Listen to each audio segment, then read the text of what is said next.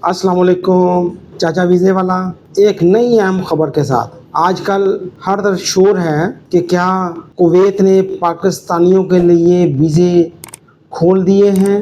तो इसके लिए आपको मेरी पूरी वीडियो देखना पड़ेगी।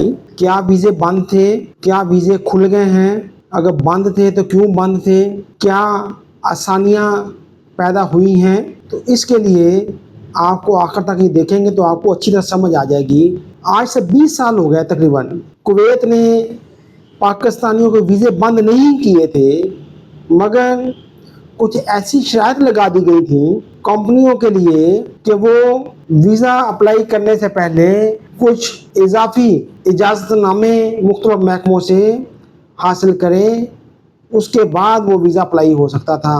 और वो जो इजाज़तनामे थे उस पर अच्छा खासा टाइम लगता था और फिर भी उसकी श्योरिटी नहीं होती थी कि वो इजाज़त मिल जाए या ना मिले। इस चीज़ को मद्देनज़र रखते हुए कंपनियों के पास इतना टाइम नहीं होता, प्रोजेक्ट चल रहा हो और 2-2, 4-4 महीने, 6-6 महीने वो इंतज़ार करते रहें कि हमें वो परमिशन मिलेगी तो साहब बहादुर को बुलाएंगे।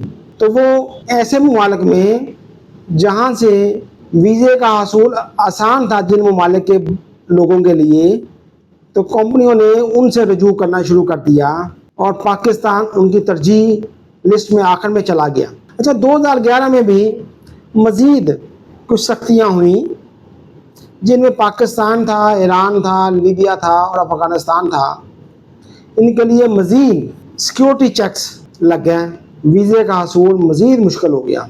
मगर पिछले हफ्ते उन्होंने पाकिस्तान के हवाले से कुवैत गवर्नमेंट ने काफ़ी आसानियाँ पैदा कर दी हैं। जो अजाफी सिक्योरिटी क्लियरेंस चाहिए थी वो अब उन्होंने हटा दी हैं, तो उनकी ज़रूरत नहीं है।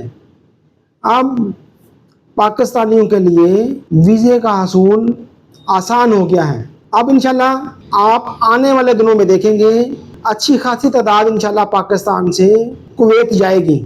उसके पीछे काफ़ी वजूहात हैं।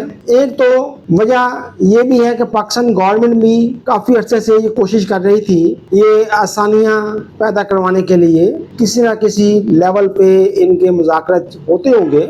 मगर एक और वजह भी है कि इंडिया जहाँ से बहुत ज़्यादा वर्क फोर्स गल्फ़ में जाती थी वो अब कम हो गई है। उनकी तरजीह अब यूरोपीय ममालिक हैं, क्योंकि यूरोप में भी मैन पावर चाहिए और उनकी वर्क फोर्स जो है वो दूसरे ममालिक की नज़र में पाकिस्तानियों से बेहतर है।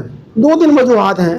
एक तो वो यूरोप में जाते हैं तो उनके लिए आम वर्कर भी जो है छोटी मोटी थोड़ी बहुत इंग्लिश में बात कर सकता है। हमारे लिए ये प्रॉब्लम है। हमारे यहाँ जो बच्चा FA BA कर लेता है वो एक तो हाथ से काम करना छोड़ देता है, गुनाह समझता है, और बाकी जो बेचारे नीचे वाले जो काम करते हैं उनका इंग्लिश में बात नहीं कर सकते, कम्युनिकेट नहीं कर सकते। तो ये एक बहुत बड़ी वजह है जिसकी वजह से हमारे यूरोप में नहीं जा सकते। तो अब वो चूँकि इंडिया वाले जो है वो ज़्यादा यूरोपीय ममालिक में जा रहे हैं, तो ये एक गैप खाली हुआ। तो इसमें आने वाले दिनों में इंशाल्लाह गल्फ़ ममालिक में पाकिस्तानियों की तादाद ज़्यादा जाएगी, हमें बड़ी उम्मीद है। अगर हमने अपने रवैये अच्छे रखे तो हम ये मार्केट कैप्चर कर लेंगे। लेकिन अगर हमारे लोगों के रवैये वही लड़ाई झगड़े और हड़तालें जिंदाबाद मुर्दाबाद, कोई छोटी मोटी बात हो तो सड़कें बंद, गाड़ियां बंद, ये हड़ताल पे चले गए हैं, अगर ये हरकतें हमने ना की तो इंशाल्लाह काफ़ी लोगों के लिए रोज़गार के मौके पैदा होंगे। अल्लाह ताला हमारे लिए आसानियाँ पैदा करे और हमें समझ बूझ दे, हमारे बच्चों को भी समझ बूझ दे कि वहाँ जाके अच्छे रवैये से रहना है। आप मेरा चैनल सब्सक्राइब करें और हमारा जो फेसबुक पेज है उसको फॉलो करें ताकि आपको नई नई इन्फॉर्मेशन मिलती रहे। इंशाल्लाह अगले किसी टॉपिक के साथ दोबारा हाज़िर होऊंगा।